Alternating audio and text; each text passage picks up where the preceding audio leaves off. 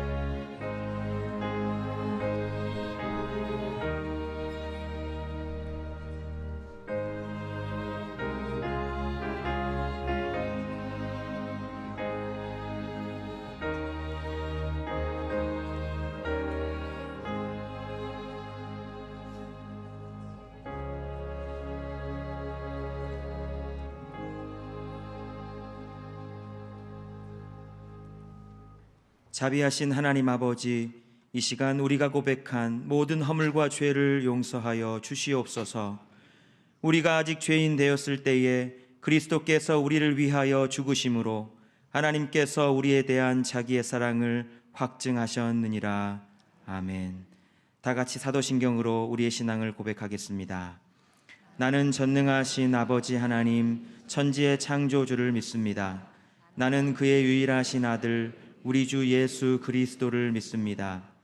그는 성령으로 잉태되어 동정녀 마리아에게서 나시고 본디오 빌라도에게 고난을 받아 십자가에 못 박혀 죽으시고 장사된 지 사흘 만에 죽은 자 가운데서 다시 살아나셨으며 하늘에 오르시어 전능하신 아버지 하나님 우편에 앉아 계시다가 거기로부터 살아있는 자와 죽은 자를 심판하러 오십니다. 나는 성령을 믿으며 거룩한 공교회와 성도의 교제와 죄를 용서받는 것과 몸의 부활과 영생을 믿습니다. 아멘.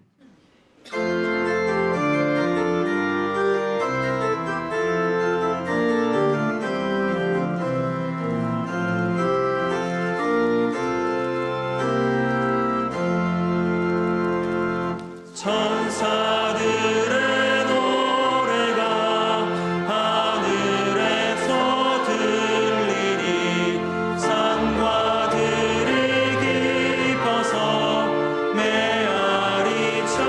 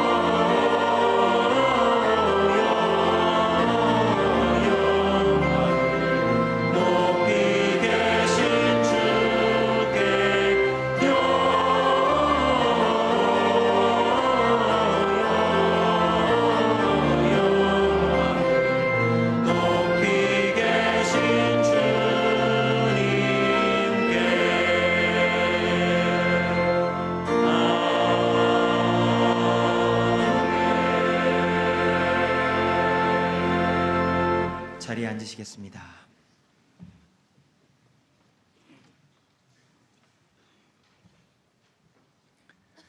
이르되 찬송하리로다. 주의 이름으로 오시는 왕이여, 하늘에는 평화요 가장 높은 곳에는 영광이로다 하니, 대림절 셋째 주간을 맞아 하나님께 모든 영광 올립니다. 많고 많은 사람들 중에서 저희들을 자녀 삼아 주시고 거룩하고 복된 날 주님의 이름으로 예배하게 하시니 감사를 드립니다. 온갖 죄로 말미암아 하나님을 감히 예배할 수 없는 죄인이지만 그리스도의 보혈에 힘입어 은혜의 보좌 앞으로 나아가오니 진정한 마음으로 드리는 예배되게 하시고 찬양과 예배를 통해 주님을 더 깊이 더 새로이 만나는 시간 되게 하옵소서. 상당교회를 지극히 사랑하시는 하나님 아버지, 주님의 뜻 이 땅에 이루소서. 금년 한 해를 예배와 선교에 온 힘 다해 달려오게 하시니 또한 감사를 드립니다. 특별히 주님의 큰 뜻을 위해 세워주신 담임 목사님, 내년의 목회 계획 속에 기름 부어주셔서 선교적 교회 세상을 향해 가라 라는 목표로 새로운 일들을 계획하시며 나아가는 목회의 비전 속에 하나님의 능력을 보게 하시고 겸손과 사랑의 마음으로 이 교회와 양무리들을 잘 이끌어가게 하옵소서. 우리 주님, 이곳에 임재하여 주셔서 주님의 전으로 모인 모든 성도들에게 세상과 비교할 수 없는 은혜를 부어주시고 형편이 어떠하든지 우리의 모든 상황을 다 감싸 안으시는 하나님의 사랑으로 만져주셔서 병상에 있는 환우들과 어려움에 지친 영혼들에게 치유와 회복의 역사가 있게 하옵소서. 이 민족을 사랑하시는 주님, 모든 위정자와 백성들이 주님 앞에 무릎 꿇어 회개하게 하시고 정직한 마음으로 올바른 통치와 질서 속에서 하나님의 공의와 법을 따르며 성령님의 역사로 말미암아 이 땅이 고침받고 새로운 역사를 창조해 나가는 위대한 민족이 되게 하옵소서. 세계 곳곳에서 주의 복음 전하는 선교사님들의 사역과 가정 위에 은혜를 베풀어 주시고 그분들의 헌신과 희생을 통하여 열방에 복음이 전파되며 하나님의 일하시고 약속의 성취를 보게 하옵소서. 시온성가대 찬양을 기뻐 받아주시고 찬양 속에 하나님의 영광이 드러나게 하옵소서. 이제 담임 목사님을 통하여 주님의 뜻 이 땅에 7번째 말씀 기다림의 소망이라는 제하에 하나님의 말씀을 받고자 하오니 우리 모두의 마음을 문을 열어주시고 아멘으로 말씀 앞에 순종하게 하옵소서. 감사드립니다. 예수님의 이름으로 기도드렸습니다. 아멘.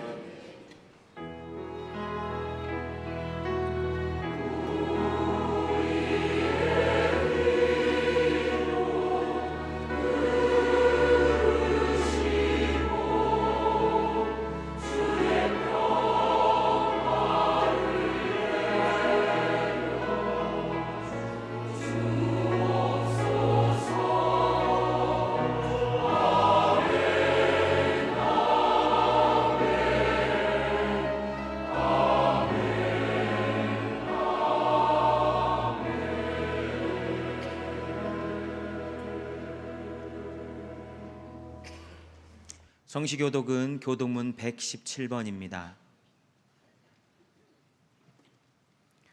광야와 메마른 땅이 기뻐하며 사막이 백합화 같이 피어 즐거워하며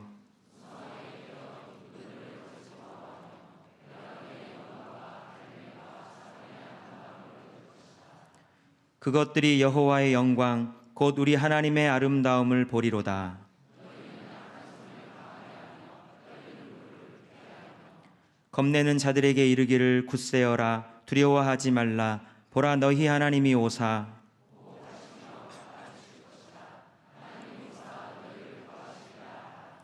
그때에 맹인의 눈이 밝을 것이며 못 듣는 사람의 귀가 열릴 것이며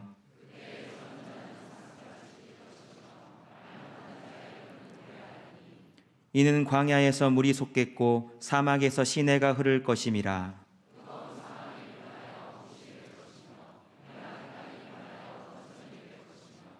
승냥이에 눕던 곳에 풀과 갈대와 부들이 날 것이며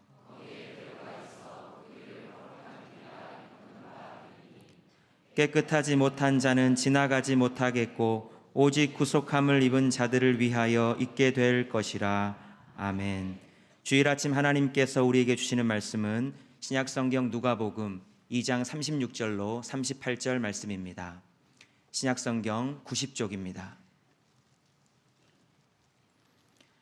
또 아셀지파 바누엘의 딸 안나라 하는 선지자가 있어 나이가 매우 많았더라. 그가 결혼한 후 7해 동안 남편과 함께 살다가 과부가 되고 84세가 되었더라. 이 사람이 성전을 떠나지 아니하고 주야로 금식하며 기도함으로 섬기더니 마침 이때에 나와서 하나님께 감사하고 예루살렘의 속량을 바라는 모든 사람에게 그에 대하여 말하니라. 이는 하나님의 말씀입니다. 아멘.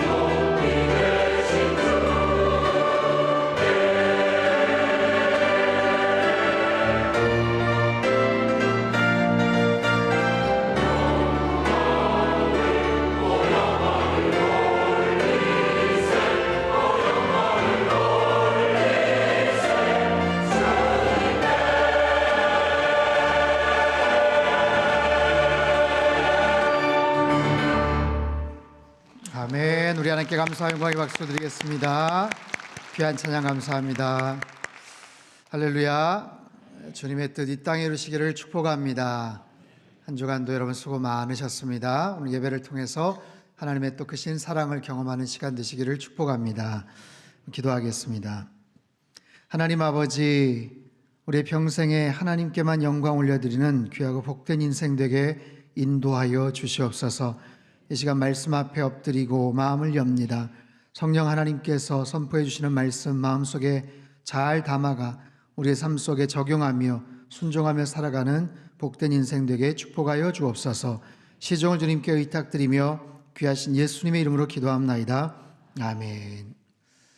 오늘은 대림절 세 번째 주일입니다. 대림절이란 인류를 구원하시기 위해서 이 땅에 오신 아기 예수님을 기다리는 기독교의 가장 중요한 절기입니다. 주님의 뜻, 기다림의 소망이라는 제목으로 말씀을 전합니다.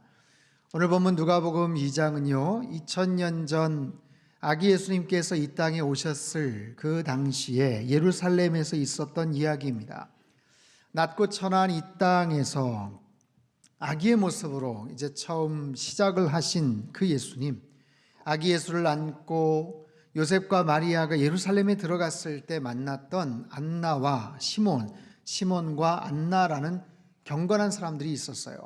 시몬에 대한 이야기는 많이 사실 듣습니다. 그리고 본문도요, 25절에서 35절까지 꽤 많은 지면을 할애해서 소개를 합니다. 반면에 안나에 대한 이야기는 상대적으로 굉장히 짧습니다. 안나에 대한 이야기를 통해서 기다림의 중요한 의미들을 함께 살펴보기를 원합니다. 오늘 본문 누가복음 2장 36절, 37절 말씀을 우리 같이 한번 읽겠습니다. 시작. 또 아셀 지파 바누엘의 딸 안나라는 선지자가 있어 나이가 매우 많았더라. 그가 결혼한 후 7해 동안 남편과 함께 살다가 과부가 되고 84세가 되었더라. 이 사람이 성전을 떠나지 아니하고 주야로 금식하며 기도함으로 섬기더니 아셀 지파 바누엘의 딸 안나라고 하는 여인이 소개가 돼요. 아셀은 야곱의 8번째 아들입니다. 아셀 지파는요, 예루살렘 북서쪽 갈멜에서 시돈까지 이르는 해변 지역의 땅을 할당받은 그런 지파입니다. 거기에 바누엘이라는 분의 딸이라고 했어요. 파누엘, 이건 브니엘, 구약의 브니엘이라는 이름에서 나온 그런 이름이에요. 하나님의 얼굴이라는 뜻을 갖고 있죠. 그래서 상당히 경건한 가정에서 자랐을 그런 안나라는 여인, 선지자라고 합니다. 근데 이 안나의 이력에 대해서 가장 주목할 수 있는 부분은 이 여인이 나이가 많았다라고 이야기를 해요. 결혼 후 7년간 살다가 과부가 되었다고 합니다. 사별을 한 것인지 다른 이유가 있었는지는 모르겠지만 혼자 살게 된 여인, 그래서 과부가 되고 84세가 되었다. 이것은요, 지금 현재 나이가 84세가 되었다는 의미도 있지만 또 다른 해석은 한글개혁 성경이나 킹제임스 번역 같은 데를 보면 혼자 되고 나서 84년을 살았다, 이런 이야기도 됩니다. 그래서 후자의 입장에서 만약에 해석을 한다면 결혼하고 나서 7년, 그리고서 거기서부터 84년이니까 나이가 무지하게 많습니다. 그랬기 때문에 아마 성경에서도 나이가 매우 많았더라라고 하지 않았을까 싶어요. 100살이 훨씬 넘는 그런 나이죠. 하지만 알 길은 없어요. 중요한 것은 80세든 100세든 간에 중요한 것은 그 오랜 시간을 홀로 지내면서 성전을 떠나지 않고 주야로 금식하며 섬겼다라는 거예요. 그런 여인이 예수님을 만나는 이야기가 소개되고 있습니다. 오랜 시간 동안 기도하며 금식하며 성전을 떠나지 않으며 기다렸던 한 여인. 우리는 기다림의 의미를 한번 생각해 볼 필요가 있어요. 오래전에 홀로서기라는 아주 시가 아주 유명한 시가 있었죠. 서정윤이라는 시인인데 그분이 쓴 홀로서기가 이렇게 시작이 됩니다. 기다림은 만남을 목적으로 하지 않아도 좋다. 기다림은 만남을 목적으로 하지 않아도 좋다. 여러분 동의하십니까? 어떻게 생각하세요? 기다림이 만남을 꼭 이루지 않아도 좋을까요? 만남을 목적으로 하지 않아도 괜찮습니까? 물론 시인의 문학적인 표현이지만 사실 만남이 없는 기다림이란 얼마나 힘들까요? 애써서 기다렸는데, 오랫동안 참고 기다렸는데 알고 봤더니 만남 자체가 약속이 되지 않았다. 그래서 성사되지 않았다. 얼마나 맥이 빠지고 무의미하고 속상한 일이겠어요. 반대로 그 오랜 기다림을 통해서 그 만남이 이루어졌다. 얼마나 기쁜 일이겠습니까? 여러분 생각해 보십시오. 세상이 굉장히 빠르게 변하고 있습니다. 참 편리하고 빠른 시대를 살아가고 있어요. 그럼에도 불구하고 우리는 삶 속에서 수없이 많은 기다림을 경험을 하죠.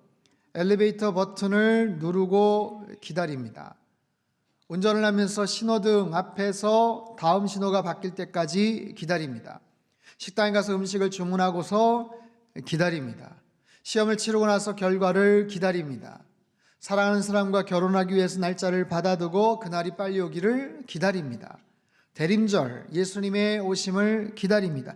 수없이 많은 기다림, 그 기다림이란 그 기다림이 간절할수록 빨리 그 기다림의 결과를 맞이하고 싶은 거예요. 빨리 그 시간이 지나가서 그 기다림의 결과를 내가 경험하기를 소망한다라는 거죠. 지난주 시간에 대해서도 말씀을 드렸습니다. 우리 인생의 가장 소중한 자산은 바로 시간이죠. 그 시간을 어떻게 유용하게, 지혜롭게, 의미 있게 사용할 것인가, 이것이 얼마나 중요한지 몰라요. 그런데 그런 상황에서 이 기다림이라는 것은 바로 시간을 전제로 하고 있어요. 시간을 재료로 하고 있습니다. 그 시간을 통해서 기다림의 결과를 바라보고 있어요. 기다림의 결과를 빨리 알아야 되니까 시간이 빨리빨리 지나가기를 소망하는 거예요. 그렇기 때문에 이 기다림이라는 것은 굉장히 중요하죠. 기다림의 내용, 의미, 목적 중요하죠. 왜요? 가장 소중한 우리 시간을 사용을 하면서 기다리고 있는데, 그 시간을 다 소진을 하고 기다리고 있는데 막상 그 기다림의 목적이 이루어지질 않고 헛된 기다림이었다라고 하면 얼마나 허탈하고 속상하겠어요. 여러분 보십시오. 주님의 뜻, 기다림의 소망, 오늘 이렇게 제목을 붙였습니다. 기다림의 소망, 이것이 무슨 주님의 뜻일까? 여러분, 기다림이 주님의 뜻일까요? 기다림 자체는 주님의 뜻이 아니에요. 근데 기다림을 우리가 어떤 태도와 자세로 기다림의 시간을 보내느냐, 기다림의 목적이 뭐냐, 그 이유가 무엇이냐는 거기에 굉장히 중요한 주님의 뜻이 담겨져 있기도 합니다. 그것을 우리가 살펴볼 필요가 있어요. 본문을 좀 더 자세히 들여다보시오. 안나라는 여인, 자, 결혼을 하고 나서 7년 만에 홀로 됩니다. 당시 혼자 된 여인들, 여성들, 특별히 고아, 나그네와 동시에 가장 대표적인 사회적인 약자였어요. 자신의 의견을 피력할 곳도 없고 자신을 뭔가 주장할 수 있는 어떤 그런 환경이 조성되지 않았습니다. 그리고 혼자 살았기 때문에 경제적으로도 아주 궁핍한 삶을 살았죠. 안나는 그런 모습으로 굉장히 오랜 시간 동안 살았어요.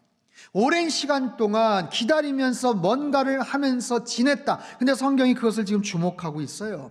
성경은 이 여인이 성전을 떠나지 않고 주야로 금식하며 섬겼다라고 말을 합니다. 즉 온전히 하나님께만 집중을 했더라. 성전을 떠나지 않고 기도하고 금식하면서.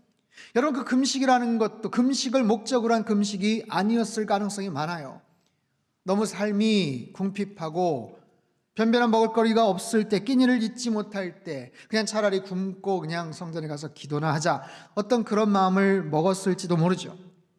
섬겼다라고 하는데요, 이 여인이 무엇을 얼마나 대단한 일을 섬겼을까 싶기도 합니다. 안나라는 이 여인, 아니요, 할머니라고 해야 더 정확하겠죠. 안나라는 이 할머니가, 이 노인이 사실 살아가면서 누구도 주목하지 않는, 누구에게 내세울 것도 변변치 않은, 할 수 있는 것도 그다지 많지 않은, 시적인 표현을 빌자면 정말 돌아서면 그림자뿐인, 고개를 돌리면 그림자밖에 없는 너무나도 쓸쓸하고 구차한 그런 인생, 그런 여인, 그런 할머니. 그런데 성경은 말합니다. 안나는 성전을 떠나지 않고 주야로 금식하며 기도함으로 섬겼다.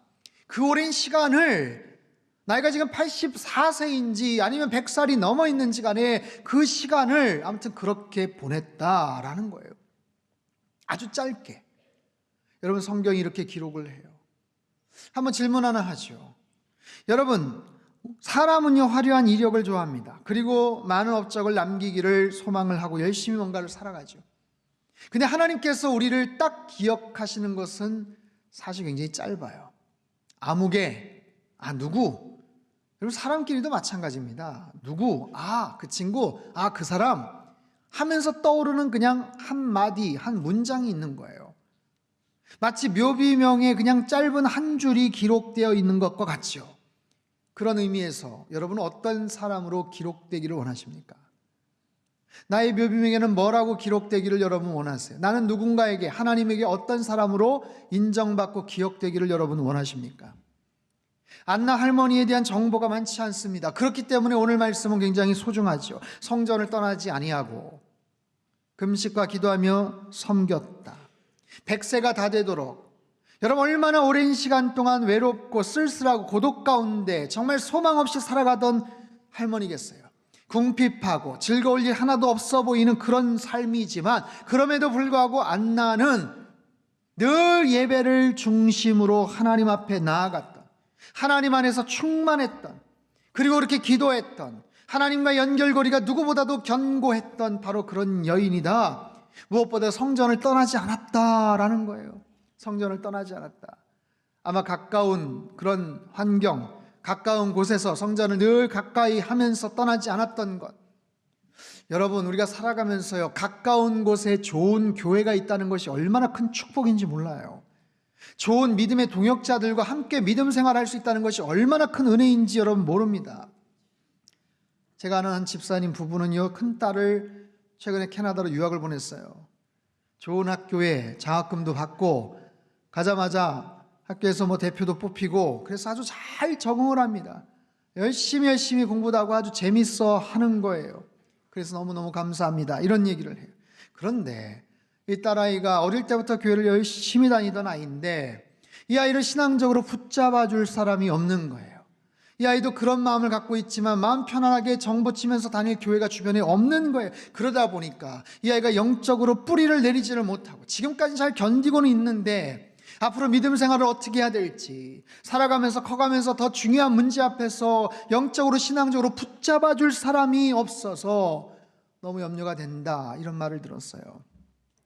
여러분, 영의 양식을 지속적으로 공급받지 못하면요, 사람은 점차적으로 피폐해집니다.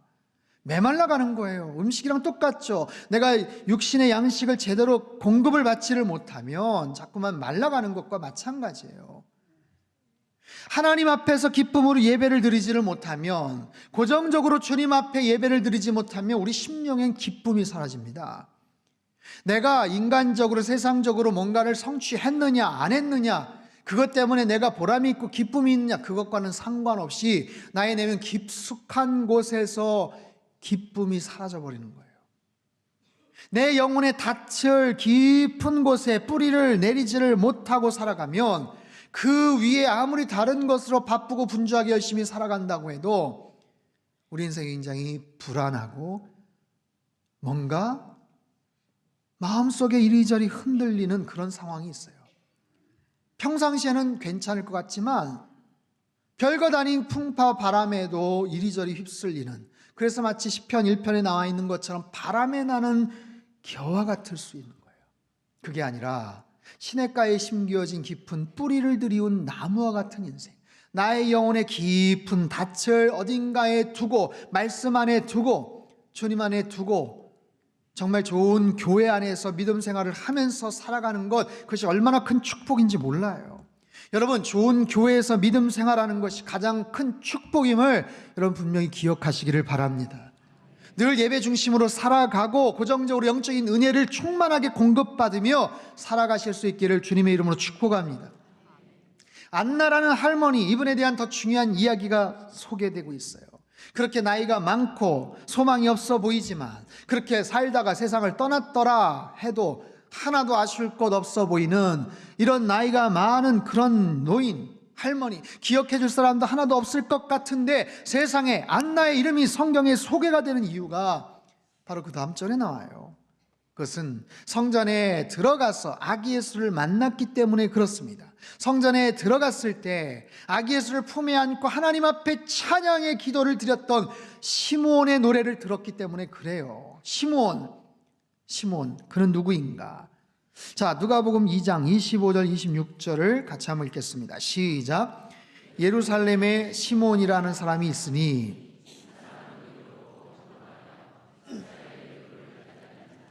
성령이 그 위에 계시더라.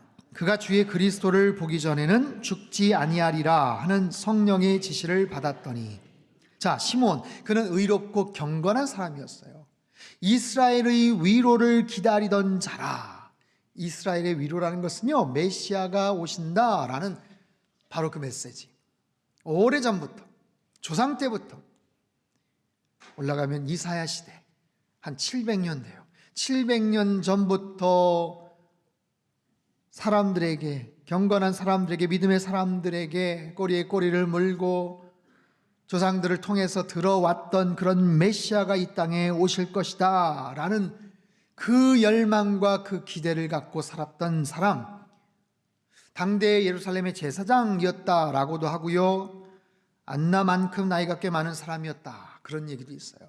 중요한 것은 이 사람이 성령의 사람이다 라고 표현을 해요. 성령이 그 위에 계시더라.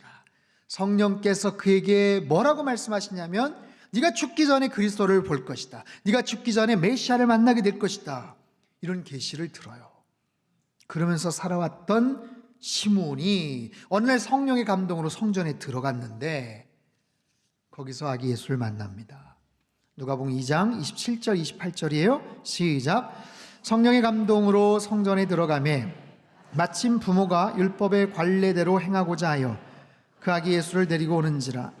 시몬이 아기를 안고 하나님을 찬송하여 이르되. 자, 요셉과 마리아가 아기 예수를 안고 예루살렘 성전에 들어옵니다. 당시 율법에 따라서 아기를 낳은 후 남자아이는 40일, 여자아이는 80일이 지나고 나면 희생제물을 드리러 성전에 가야 돼요. 예루살렘 성전 안에 한 초라하고 그다지 화려할 것 같지 않은 시골 출신의 요셉과 마리아가 들어오는 거예요. 외향적으로는 초라해 보이는 부부입니다. 그런 부부가 한 아기를 안고 들어옵니다. 점점 시몬에게 가까이 다가오는 거예요. 거리가 점점 좁혀지면서 시몬은 특별한 느낌을 경험을 합니다. 보통 아기가 아닌 거예요. 그곳에서 많은 젊은 부부들 그리고 아기를 봤지만 뭔가 특별한 아기, 뭔가 특별한 부부, 그 아기의 모습 속에서 그가 그토록 기다려왔던 성령님께서 말씀하셨던 메시아가 드디어 이 땅에 태어났구나 하는 것을 그가 직감을 하는 거예요. 아기 예수님을 한눈에 알아본 시몬, 부탁을 하고 그 아기를 팔에 안습니다. 팔에 안고 나서 하나님을 향해서 감격적으로 찬양의 고백을 드리는 거예요. 여러분, 이 장면 한번 상상해 보십시오. 한 노인이, 백발이 성성한 한 늙은 시몬이 한 아기를 안고 있습니다. 그냥 어떤 나이가 많은 할아버지가 손자를 안고 흡족해하는 그런 표정일 수도 있고요. 제사장이 의례적으로 어떤 찾아온 사람들 아기를 안고 있는 장면일 수 있어요. 굉장히 평범해 보이지만 절대로 평범한 장면이 아니에요. 왜냐하면 지금 시몬이 안고 있는 그 아기는 하나님의 아들 예수 그리스도, 이 땅에 인간의 모습으로, 아기의 모습으로 이 땅에 오신 하나님의 모습, 그 하나님, 천지를 창조하시고 온 우주를 역사하시고 주관하시는 그분이 인간의 모습으로, 육신의 모습으로 이 땅에 오셨어요. 그 아기를 품에 안고서 그 시몬이 감격적인 마음을 주체를 못하고 하나님을 향해 찬양의 고백을 드려요.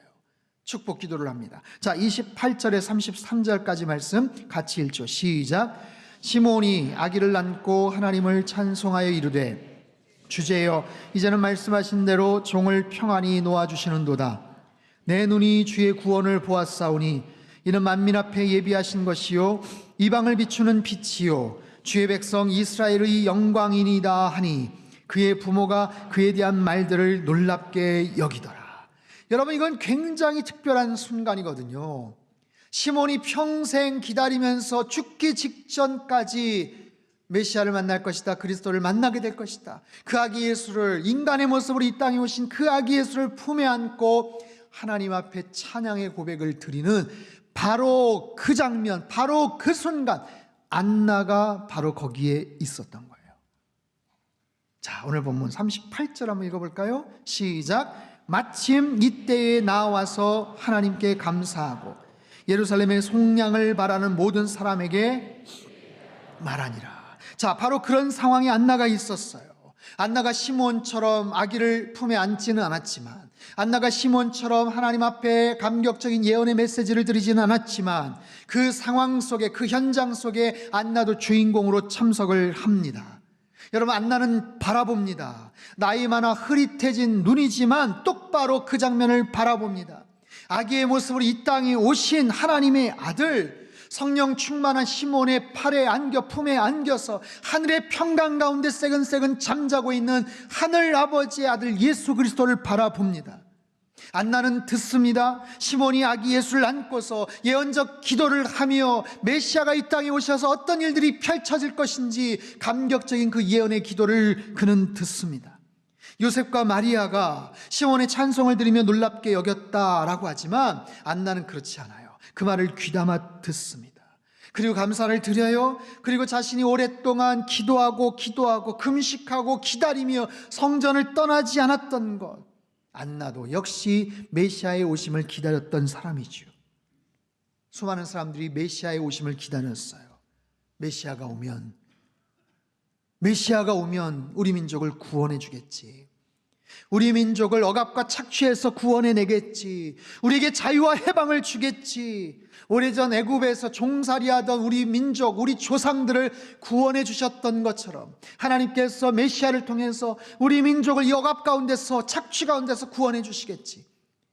여러분, 시간이 굉장히 오래전부터 이미 아수르 제국, 바벨론 제국, 그 이후에 700년 동안 페르시아와 헬라 제국과 로마 제국에 이르기까지 그들은 나라 잃은 민족의 그 서름과 슬픔 속에 살아왔어요. 종살이를 하고 억눌려 살던 우리 민족, 이 민족을 해방시켜 주시겠지. 그런 소망을 갖고 기다려왔던 그 메시아를 드디어 만나게 되는 거예요.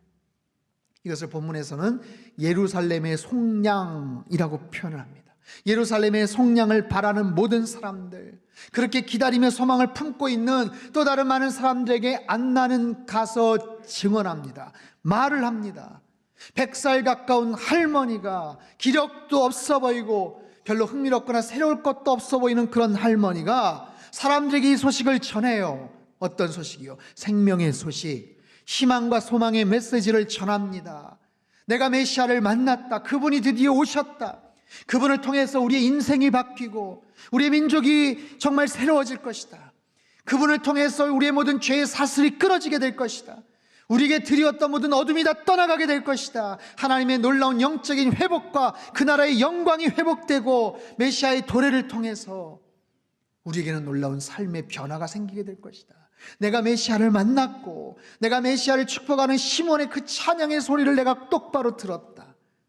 여러분, 이 감격적인 장면의 산 증인이 바로 안나였어요. 시몬과 안나. 여러분, 그들의 기다림은 무의미한 기다림이 아니었죠.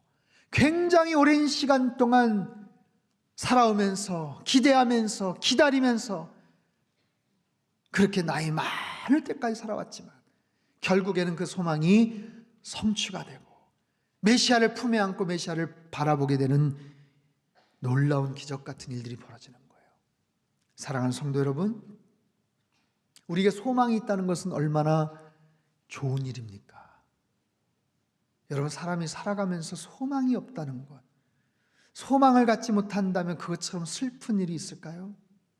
내가 뭔가를 기다리는데 그 기다림에 대한 목적이 이루어지지 않고 기다림에 대한 소망이 만약에 이루어지지 않는다면 얼마나 맥이 빠지고 슬프겠어요. 우리가 뭔가를 기다린다면 그 기다림을 지탱시켜 나갈 수 있는 힘이 바로 소망이거든요. 이 소망이 없다면 그것이 얼마나 힘이 들고 어렵고 슬프겠어요. 지나간 20세기 살아있는 순교자라는 칭호를 들었던 리차드 범브란트라는 목사님이 계셔요. 1948년 루마니아 감옥에 수감되어 아주 혹독한 감옥 생활을 합니다. 당시 루마니아 공산당은요, 기독교를 탄압하고 교회를 흩어버리고 성도들을 흩어버릴 계획으로 가장 큰 존경을 받고 사람들의 영적 지도자였던 이 리차드 범브란트 목사님을 납치를 합니다. 그리고 감옥에서 아주 혹독하게 고문을 해요. 목적은 이 목사님을 죽이는 게 아니에요. 혹독한 고문을 통해서 배교를 시키는 것, 즉 믿음을 떠나고 변절자가 되는 것. 내가 이제 하나님 믿지 않겠습니다. 나는 더 이상 목사가 되지 않겠습니다. 이런 고백을 시키는 것, 그게 목적이었어요. 그래서 많은 사람들에게 야, 리차드 범브란트 목사가 배교를 했다, 이제 하나님 안 믿는단다, 신앙 버렸다더라, 그런 얘기를 할 수 있게끔 만들려고 아주 혹독한 고문을 가합니다. 목사님이 쓴 책에 나오는 감옥 속에서 당한 고문에 대한 이야기 일부예요. 저는 1948년 2월 지하교회에서 주님을 섬기다가 납치가 됩니다.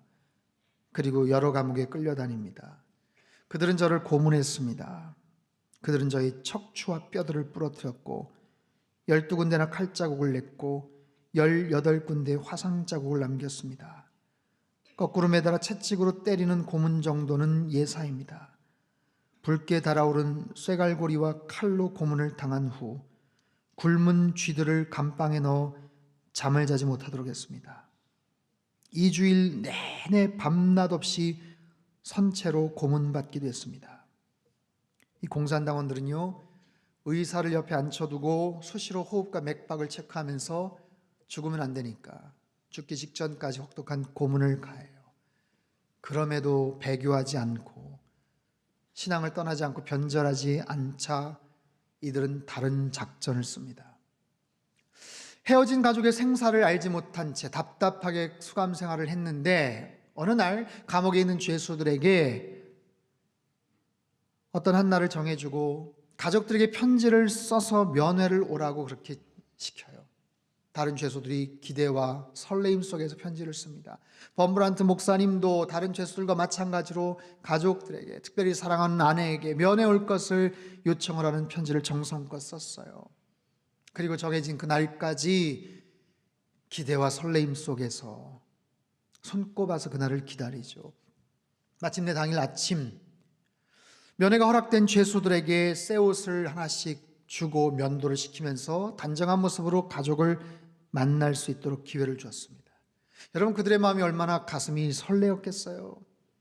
시간이 점점 다가올수록 그들은 흥분을 했고 죄수들의 이름이 한 명씩 호명이 되면서 하나씩 나가서 가족들을 만나는 거예요. 시간이 지나가고 한 사람 한 사람 이름들이 다 불려가는데 범브란트 목사님의 이름을 부르질 않습니다. 다른 죄수들은 나가서 가족들을 만나고 오는데 혼자서 기다리는 거예요. 다 나가는데 혼자만 남았어요. 간절한 소망으로 기다리던 범브란트 목사님, 남아있는 그 독실 그 방에 방송으로 멘트가 들려옵니다. 아무도 너를 사랑하지 않는다. 아무도 너를 기억하지 않는다. 아무도 너를 찾아오지 않았다. 결국 기다림이 무산되고 가족을 만나지 못하자 참고 있던, 복받쳤던 슬픔이 터쳐나오는 거예요. 그 울음이 통곡으로 바뀝니다. 오열로 바뀝니다. 근데 면회를 마치고 온 다른 죄수들이 지나가면서 조롱을 합니다. 네 아내가 딴 사람에게 시집 갔나 봐. 널 버렸나 봐. 손가락질을 해요. 근데 그 상황에서 방송으로 멘트가 또 나와요. 하나님은 없다. 가족들은 너를 버렸다. 넌 이제 끝났다.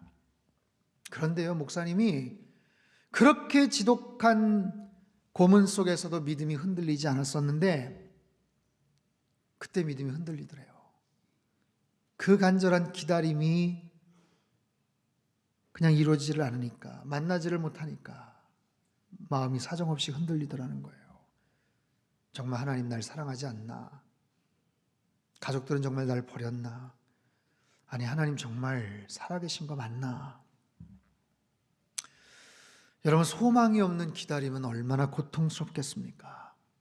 믿음을 잃어버릴 때, 그 믿음을 놓쳐버리면 결국엔 소망을 가질 이유가 없죠. 그 믿음의 끈을 통해서 결국엔 소망을 붙잡고 그 소망을 통해서 그 기다림에 지루하고 힘든 시간들을 견뎌내는 건데 그것이 없다면 얼마나 힘들겠어요. 다행스럽게도 리차드 범브란트 목사님 혹독한 고문과 악랄한 회유를 잘 이기고 1964년에 석방이 됩니다. 그리고 공산권 복음전도에 전념하시다가 2001년 하나님 품에 안기게 됩니다. 사랑하는 성도 여러분, 사람은 뭔가를 기다리면서 살아갑니다. 그 기다리면 반드시 시간이 필요하죠. 인내가 필요합니다. 우리가 이 땅에 살아가는 모든 종류의 기다림은 결국 두 가지일 거예요. 원하는 대로 그 기다림이 성취가 되느냐, 소망으로 연결이 되느냐, 아니면 끝끝내 그 기다림이 안타까운 절망으로 끝나버리는가. 네, 보십시오. 우리가 갖고 있는 어떤 종류의 그 기다림도, 그 기다림이 주님 안에서 소망을 품고 기다리면, 주님 안에서 그 소망을 가지고 기다리면 그 소망의 기다림은 반드시 기쁨의 결과로 이어지게 될 줄로 믿습니다. 왠지 아세요? 예수님이 우리의 소망이시기 때문에 그렇습니다. 예수님이 우리의 생명의 주가 되시기 때문에 그렇습니다. 그분에게 능력이 있으시고 모든 죽어가는 것, 소멸되는 것에 생기를 불어넣으시고 우리는 포기하고 절망하고 이제는 틀렸다 끝났다라고 말하지만 그 주님은 그것을 소망으로 바꿔버리실 수 있는 그런 능력이 있으신 분이세요. 여러분, 주님의 뜻 안에서 소망을 품고 기다려 보시길 바랍니다. 어떤 기다림을 여러분 지금 갖고 계십니까? 여러 가지 모습의 기다림이 있죠. 우리 가정 안에서, 우리 일터에서, 직장 안에서, 때로는 어떤 승진을 위해서, 자녀들의 어떤 그 진학을 위해서, 가정 안에서 어떤 여러 가지 관계적인 문제가 해결되길 위해서, 최근에 생긴 어떤 그런 이슈일 수도 있지만 오래전부터 기도하면서 정말 포기할까 싶은 그런 모습의 기다림일 수도 있습니다. 하지만 말씀드린 것처럼 그 어떤 종류의 기다림이든지 주님의 그 뜻 안에서 여러분 소망을 품어보세요. 주님의 그 뜻 안에서 인내하시면서 한번 기다려보세요. 그러면 주님의 그 뜻 안에 소망을 품고 기다리면 그 기다림은 틀림없이 기쁨의 결과로 이어지게 될 줄로 믿습니다. 혹독한 고문과 회유 속에서도 끝까지 주님 안에서 그 소망을 포기하지 않았던 리차드 범브란트 목사님처럼 100살에 가까운 인생을 힘들게 살아왔지만 늘 성전을 떠나지 않고 기도와 금식을 하며 메시아에 올 것을 기다렸던 안나 할머니처럼 성령 충만함으로 의롭고 경건한 삶을 살았던 시몬처럼 우리의 모든 기다림은 주님의 소망 안에서, 주님의 뜻 안에서 틀림없이 아름다운 결과로 나타나게 될 줄로 믿습니다. 여러분, 성탄의 계절, 아기 예수님께서 이 땅에 오셨어요. 평강의 왕으로 이 땅에 오셨습니다. 소망의 주인으로 이 땅에 오셨습니다. 그래서 우리의 삶 속에 소망을 주시기 위해서, 절망하고 낭망하고 힘들어하는 우리들에게 참된 소망의 은혜와 능력을 주시기 위해서 이 땅에 오신 그분, 그 주님을 여러분 만나시고 경배하시고 주님 안에서 참된 소망을 발견하실 수 있기를 바랍니다. 참된 기다림, 그 기다림의 소망을 통해 주님의 뜻을 이루어 가시는, 성취하시는 저와 여러분의 삶이 되시기를 주님의 이름으로 축원합니다. 우리 한번 기도하겠습니다. 두 손을 가슴에 모고 같이 한번 기도하겠습니다. 여러분, 어떤 기다림이 있습니까? 시간이 지나고 때가 되었을 때 그 기다림의 결과는 내가 원하는 방향이든지 아니면 그렇지 않든지 둘 중에 하나일 거예요. 근데요, 아주 확실한 것은 나의 그 기다림을 주님의 뜻 안에서 소망을 품어보십시오. 그것이 주님의 뜻 안에서, 주님 안에서 소망을 품고 끝까지 참고 기다린다면 그 기다림은요, 결과와 상관없이 틀림없이 우리에게는 가장 좋은 모습으로 나타나게 될 것이라는 거예요. 예수님은 우리의 소망이십니다. 여러분, 절대로 절망하거나 포기하지 마십시오. 다시 힘을 내시고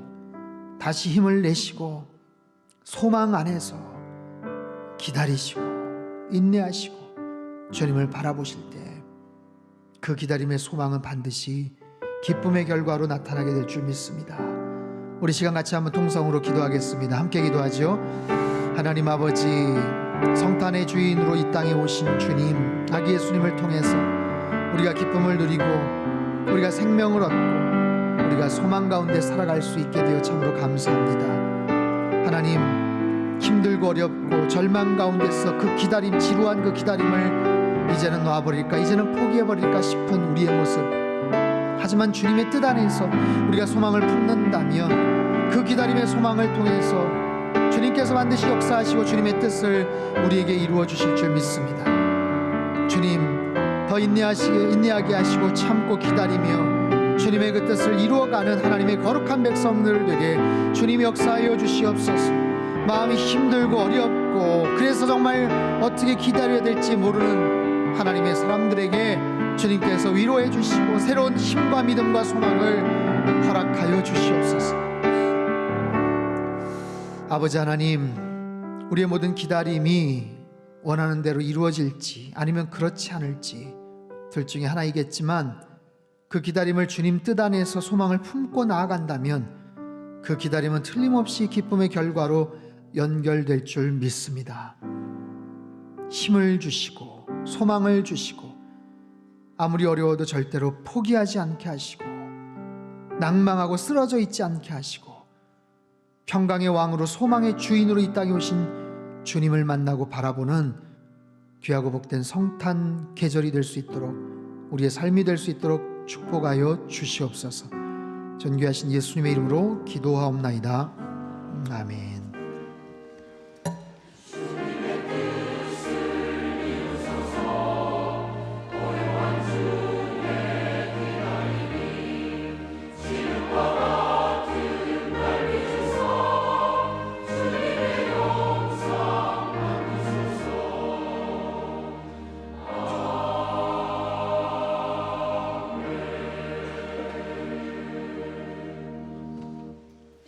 찬송가 84장을 찬송하겠습니다.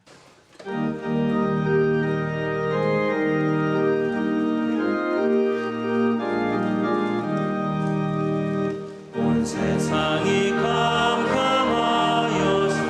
참 빛이 없었더니 그 빛나는 영광 나타나 온 세상 빛이 없네.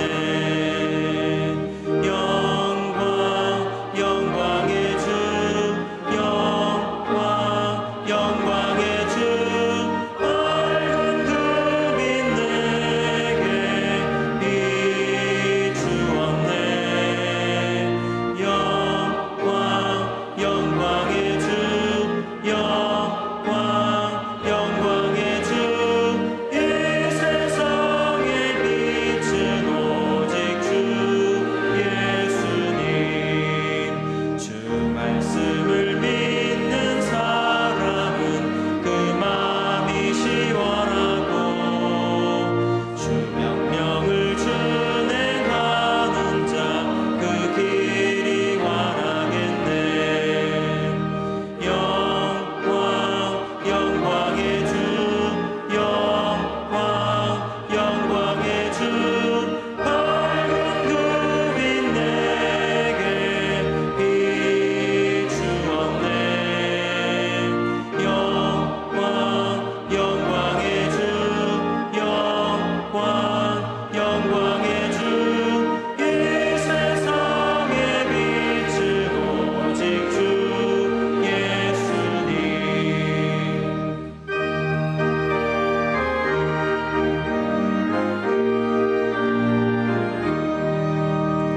죄 가운데 사는 사람은 그 눈이 어두워도 그 죄악을 씻는 날에는 그 눈이 밝아지네. 영광의 주 영광의 주 밝은 그 빛 내게 비추었네. 영광의 주 영광의 주 이 세상의 빛은 오직 주 예수님. 준비하신 귀한 예물을 두 손에 모아 드시기 바랍니다.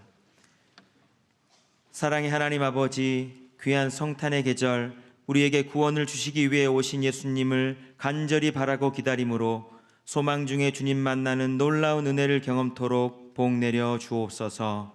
이 시간 지금까지 우리를 인도하신 하나님의 손길에 감사하는 마음을 담아 믿음으로 준비한 예물을 주님 앞에 올려드립니다. 삶의 모든 것이 하나님께로부터 왔음을 고백하며 드리는 예물, 우리의 가정과 자녀들, 생업과 삶의 모든 형편과 처지를 아시고 돌보신 하나님의 사랑에 감사하는 마음을 담은 예물, 주님의 뜻을 이 땅에 이루기 위한 선한 일들에 하나님의 미달과 같이 쓰이길 원하여 헌신과 자원의 예물도 구별하여 드립니다.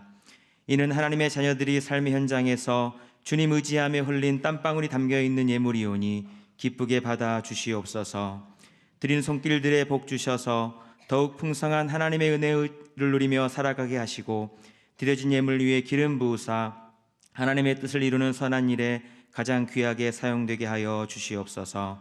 감사드리며 예수님의 이름으로 기도드리옵나이다. 아멘. 다 함께 봉헌 찬송을 부르시면서 준비하신 예물 하나님 앞에 봉헌하겠습니다.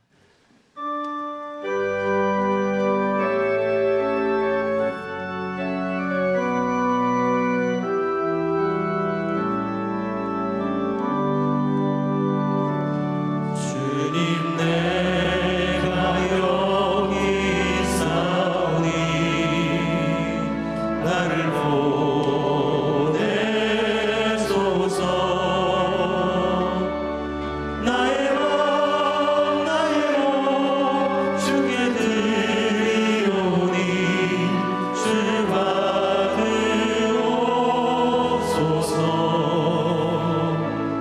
주님 내가 여기 있사오니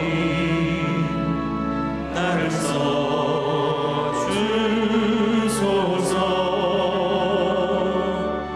가진 것 모두 다 주께 드리오니 주 받으옵소서.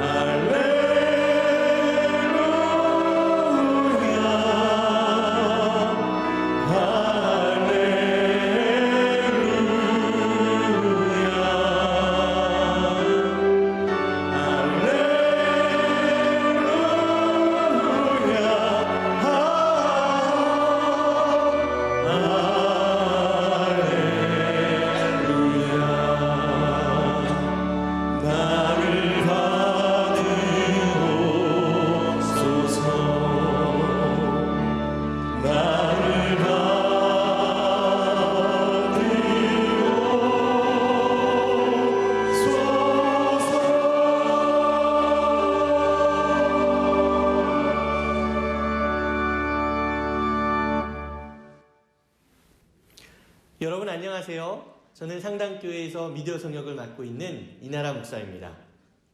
우리 상당교회는 2019년에 그동안 종이로 보던 요람을 없애고 스마트폰으로 쉽고 편리하게 교인을 검색하고 연락처를 알 수 있는 스마트 요람을 준비했습니다.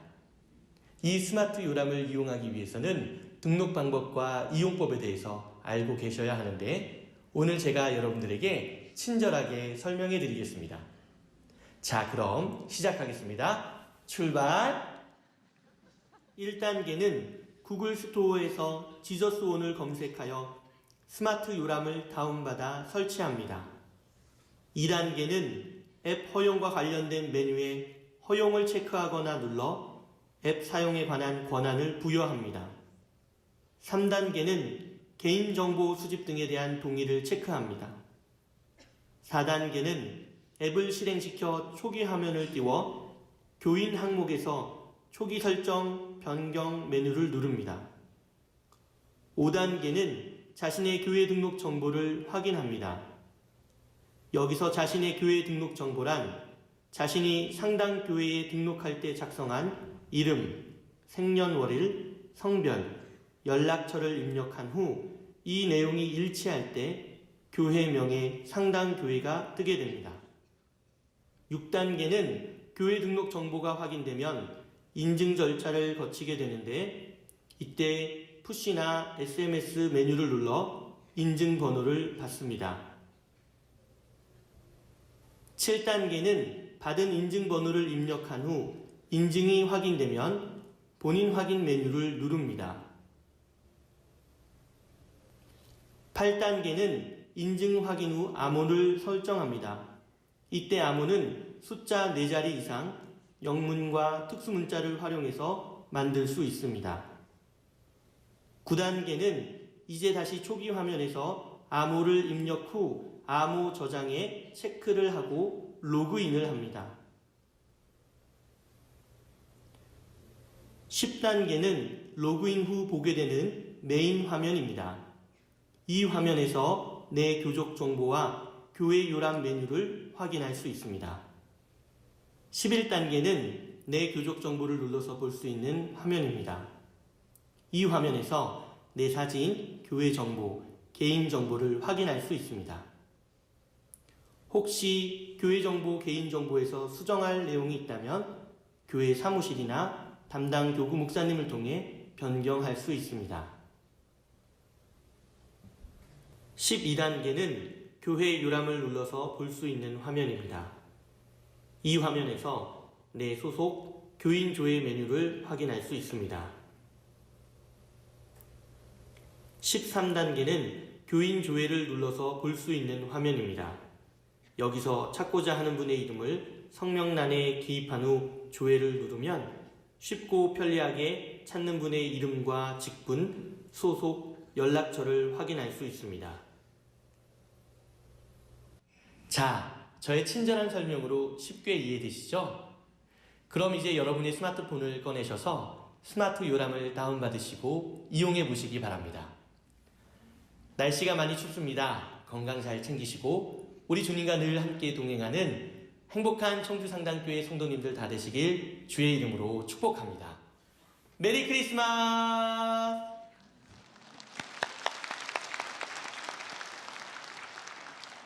할렐루야.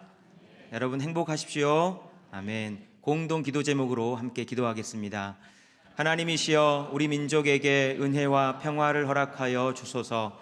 주님의 뜻 이 땅에 이루는 선교적 교회 되게 하소서. 가정마다 예배와 말씀이 회복되게 하시고 믿음의 유산을 물려주게 하소서.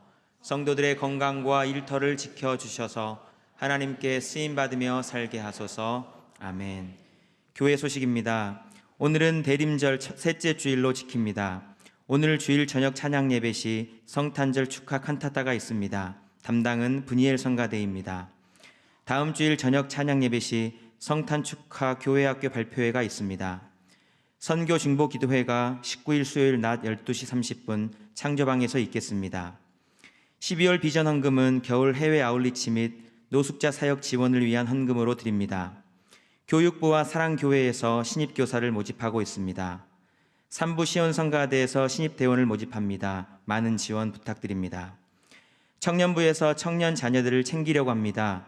4부 젊은이 예배에 참석하지 않고 있는 현 고3 친구들과 청년 자녀를 두신 성도님들께서는 동서문 데스크에 자녀들의 이름과 연락처를 남겨주시기 바랍니다. 진천 나들목 혁신교회 입당 감사 예배가 오늘 주일 오후 4시에 있겠습니다. 담임 목사님께서 말씀을 전하십니다. 조금 전 보여드렸던 스마트 요람 설치 및 실행 방법 영상은 교회 홈페이지에서 다시 보실 수 있습니다. 오늘 주일 예차는 한윤식 집사님, 김예성 권사님 가정에서 어머님의 평안한 소천에 감사드리며 제공해 주셨습니다. 나머지 광고는 주보를 참조해 주시기 바랍니다. 오늘 우리 교회 등록한 분을 소개해 드리겠습니다. 호명된 분은 인도자와 함께 그 자리에서 일어나 주시기 바랍니다. 스스로 오셨습니다. 안준범 성도님 어디 계십니까? 잘 오셨습니다. 반갑습니다. 이번에 새가족 섬김이는 대학 청년부입니다. 이번 주에 생일 맞이하신 분들, 특별한 일이 있으신 분들, 육신의 질고와 마음의 염려로 고통받는 분들과 오늘 등록하신 분은 그 자리에서 일어나 주시기 바랍니다. 목사님께서 나오셔서 기도해 주시겠습니다. 기도하겠습니다. 사랑의 아버지 하나님, 대림절 셋째 주일 구원의 주님으로 우리 가운데 오신 예수님께 감사 예배를 드리는 모든 자녀들에게 크신 은총 허락하여 주시옵소서. 오늘 주님 전에 나와 등록하시는 분 계십니다. 이 자리에 오기까지 마음의 갈등들이 있었겠지만 인생의 모든 무거운 짐을 주님께 온전히 맡기며 주님을 더 알아가기를 원하오니 귀한 결정 축복하여 주시고 주님 안에서 참 평안과 안식을 누리며 살게 하여 주옵소서. 한 주간 생일을 맞이한 분들 계십니다. 생명 주시고 지금까지 지켜 인도하여 주신 은혜와 사랑에 감사하는 자녀들에게 큰 기쁨이 있게 하시며 남은 평생 동안 주신 은혜에 보답하며 귀히 쓰임받으며 살아가도록 축복하여 주옵소서. 전능하신 아버지 하나님, 크고 벅찬 문제들로 낙심하며 두려워하는 자녀들이 있습니다. 고난의 터널을 지나는 지금 이 순간이 하나님이 일하심을 볼 때임을 깨닫게 하여 주시옵소서. 더욱더 주님을 찾고 구할 수 있는 믿음을 허락하여 주시사 수렁에서 끌어올리사 반석 위에 세우시는 하나님을 체험하는 은혜의 시간 되게 하여 주시옵소서. 여호와 라파 치료의 아버지 하나님, 크고 작은 육신과 마음의 질병으로 고통받는 분들과 그의 가족들이 있습니다. 모든 환부와 연약한 부위마다 우리 주님의 피 묻은 오른손으로 어루만져 주시사 급속한 치유와 회복의 은혜가 있게 하여 주시옵소서. 모든 종류의 지독한 질병들이 나사렛 예수 그리스도의 이름으로 떠나가게 하여 주시고, 오장 육부 폐부 깊숙한 부분들의 연약한 부위들과 혈관 근육 조직 세포 뼈마디마다 주의 생수로 씻어주시사 강건케 되는 기적의 역사가 있게 하여 주시옵소서. 우리 가정을 사랑하시는 하나님, 각 가정의 어린 자녀들이 일찍부터 주님 만나게 하시고 말씀 안에서 하나님 나라의 가치관과 바른 자기 정체성을 잘 세워가게 인도하여 주옵소서.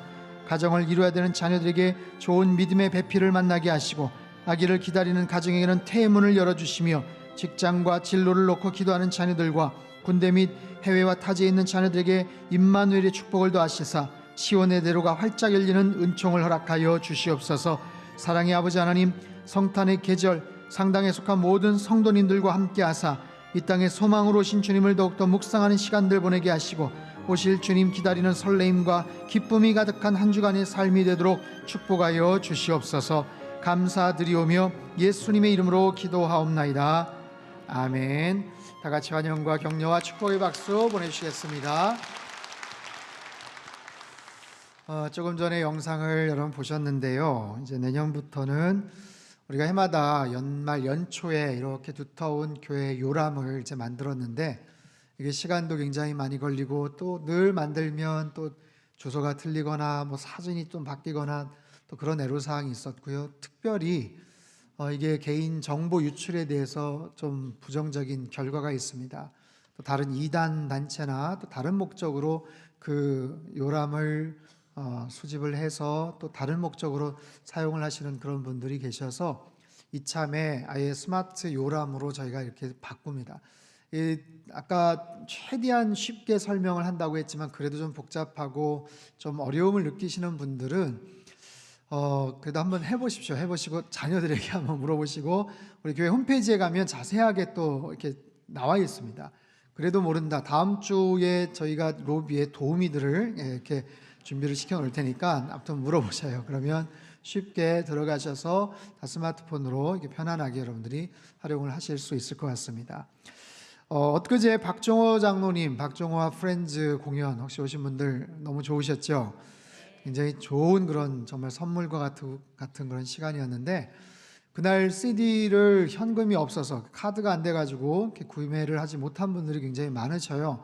그래서 저희가 좀 비치를 해놨는데 푸른초장과 쉴만한 물가에 가셔서 구입을 하실 수가 있습니다. 성탄 선물로도 좋고, 그 CD 2장에 담겨져 있는 곡들이 거의 66곡이나 됩니다. 박종호 장로님 그동안 했었던 베스트 1, 2 앨범이니까 구입을 하시면 굉장히 좋을 거예요. 구입하셔서 또 은혜를 나누실 수 있기를 바랍니다. 또 한 가지 광고는요, 오늘 토요일 날 7시에 우리 중고등부 학생들 대상으로 강은도 목사님, 지금 정말 대한민국에서 아마 가장 중고등부 쪽 청년 쪽으로는 가장 모시기가 힘든 굉장히 정말 파워풀한 메시지를 전하시는 목사님입니다. 너무너무 말씀이 또 재밌고 아이들에게, 청년들에게 전하는 메시지에 아주 큰 은혜와 힘이 있는 그런 분이신데, 오는 토요일 날 7시에 우리 비전홀에서 말씀을 전하셔요. 그래서 중고등부 자녀를 두신 우리 부모님들은 어떻게든지 우리 아이들 좀 꼭 데리고 오시면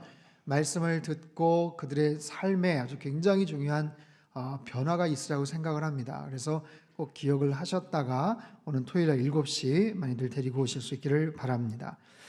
네, 다 자리에서 일어나셔서 우리 옆에 계신 분들 한번 인사할까요? 주님의 뜻을 이루겠습니다. 소망으로 주님을 기다리겠습니다. 아멘. 찬송가 126장입니다.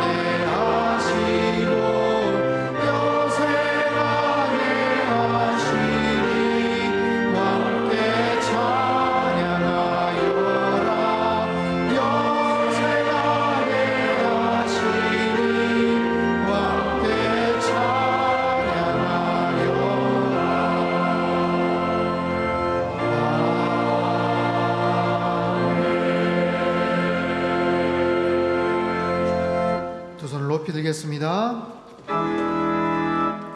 대개 주의 나라 주의 권세 주의 영광